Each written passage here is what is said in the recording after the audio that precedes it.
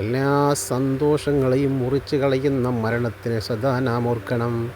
നാം എവിടെ പോകുമ്പോഴും വരുമ്പോഴും ഉല്ലസിക്കുമ്പോഴും സന്തോഷിക്കുമ്പോഴും നമ്മുടെ മനസ്സിൽ മരണത്തിന് ഓർമ്മ വേണം. എപ്പോഴാണ് എവിടെയാണ് സംഭവം പറയാൻ സാധ്യമല്ല. നോക്കൂ സഹോദരങ്ങളെ, ഉല്ലസിക്കാൻ പോയവരാണ്, ഒരു യാത്ര പോയവരാണ്. വാഹനം നിർത്തിയിട്ടിട്ട് കുറച്ച് പേര് എന്തോ കഴിക്കാൻ വേണ്ടി ഹോട്ടലിൽ പോയവരാണ്. കുഞ്ഞുമക്കളെടുത്ത് വാപ്പമാർ പോയി, ഭാര്യമാർ അവിടെയുണ്ട്, മാതാക്കന്മാർ അവിടെയുണ്ട്, ഒരുപാട് പിതാക്കൾ അവിടെയുണ്ട്. കുറച്ച് പേര് മാത്രമാണ് പോയത്.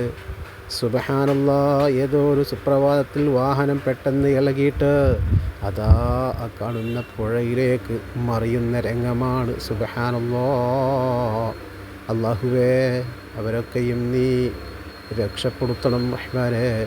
24 പേരാണ് അതിൽ മരണപ്പെട്ടു പോയത്. സുബ്ഹാനല്ലാഹ്, പിഞ്ചുമക്കളെ വിട്ടുകൊണ്ട്, ഭർത്താക്കന്മാരെ വിട്ടുകൊണ്ട്, ഭാര്യമാരെ വിട്ടുകൊണ്ട്, ഉമ്മമാരെ വിട്ടുകൊണ്ട് എല്ലാം പോയവരെ കൂട്ടത്തിലുണ്ടാവും.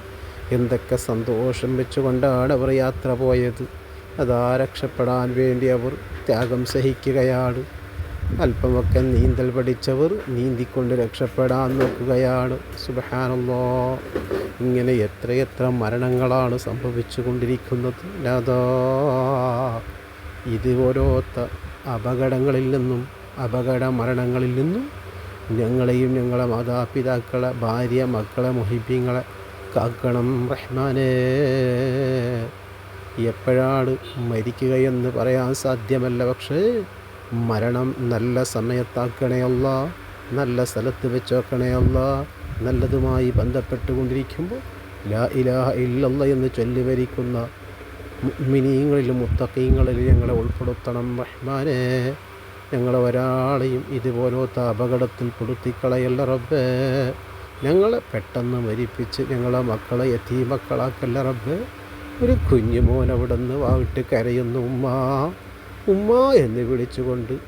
ഇതാ കുഞ്ഞുമോന് കരയുന്ന രംഗം. സുബ്ഹാനല്ലാഹ്, ഉമ്മയെ രക്ഷപ്പെടുത്താൻ വേണ്ടി ആരോ പോയിട്ട് രക്ഷപ്പെടുത്താൻ ശ്രമിക്കുന്നുണ്ട്. ആ രംഗം കാണുമ്പോൾ റൂഹ് പോയതുപോലെയാണുള്ളത്. ഏതായാലും റബ്ബേ, മരണപ്പെട്ടു പോയവർക്ക് നീ ഷഹീദിൻ്റെ കൂലി കൊടുക്കണം റഹ്മാനേ. ആ കുടുംബത്തിന് നീ ക്ഷമ കൊടുക്കണം റഹ്മാനേ. സമാധാനം കൊടുക്കണേ അല്ലാഹ്. ഞങ്ങളെ ഒരാളെയും നീ ഒരിക്കലും ഇങ്ങനത്തെ ഒരു അപകടത്തിൽ പെടുത്തിക്കളയല്ല റബ്ബേ.